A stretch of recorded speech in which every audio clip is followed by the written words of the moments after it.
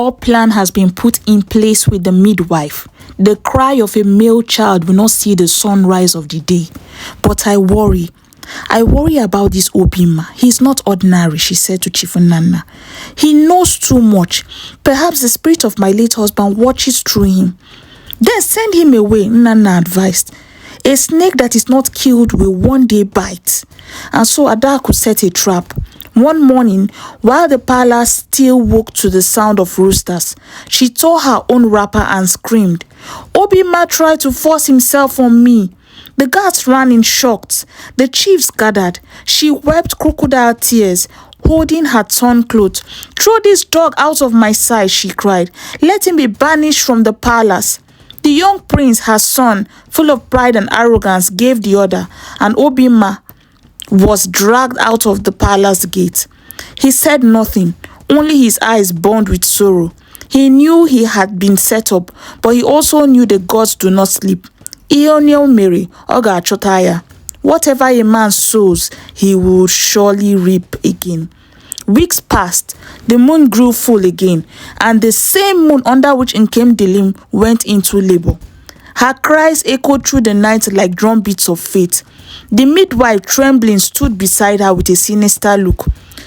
Inside the birthing chamber, the queen's voice screamed louder, and then the cry of a baby pierced the air. It's a boy, shouted a maid. For a moment, joy filled the room, but only for a moment. The midwife's face hardened. Her hand slid towards the baby's throat. She looked around quickly. The other maids were busy tending to the queen. She leaned close to the child, whispering, Forgive me, little one. The gods know I have no choice. Her fingers closed around the baby's neck. Suddenly, a voice thundered, Stop! The midwife froze, fear washing over her face. The maid screamed. The queen, weak but alert, tried to rise. Obinma, she gasped. How did you?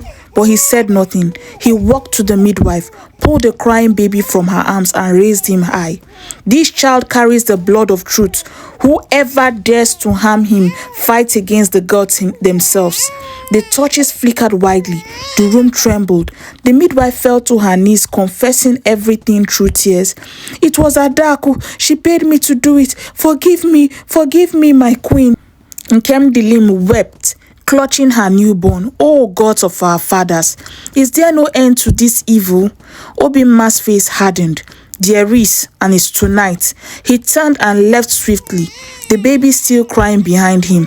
He went straight to the sacred grove behind the palace, where the weeping Iroko stood, the same place where he had once hidden the Ofo, symbol of truth and justice. Kneeling, he dug into the red earth until his hands touched the wood. He lifted the Ofo high, and a wind rose from nowhere. Lightning flashed across the night sky. The priests, hearing the thunder, ran from their huts. They found Obinma standing in the courtyard, the baby cries echoing from the queen's chamber. Let the Ofo speak, he shouted. Let truth come forth this night. The chiefs gathered. Adaku came out of her quarters, pretending confusion. What madness is this? She cried. Who gave this servant the right? Before she could finish, the Ofo glowed. Its carved symbol shone with blue fire. A voice deep and ancient filled the air. The king was betrayed by his own. The son of the palace is not his blood. The queen you praised is the serpent that bit your hand. The people screamed and fell to their knees. Adaku stumbled backwards, her face pale. It cannot be, she shrieked. The gods lie.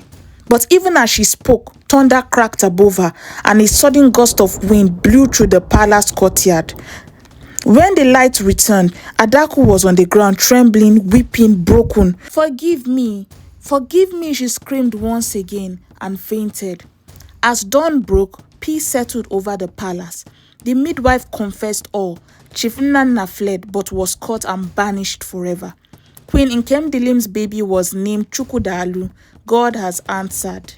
Obinma returned to the grove, knelt before the Ofo and whispered, The truth is revealed. My task is done. The wind stirred softly, and his body felt suddenly light, his breath shallow. The gods were calling him home. When Nkem Dilim came searching, she found him sitting peacefully beneath the Iroko tree, the Ofo across his lap, his eyes closed in eternal rest. And so ends the story of King Obekwe, who lived twice, once in pride and once in humility. And this is to teach the world that though truth may be delayed, it will never die. Be careful what you sow, because you will surely reap. Thank you.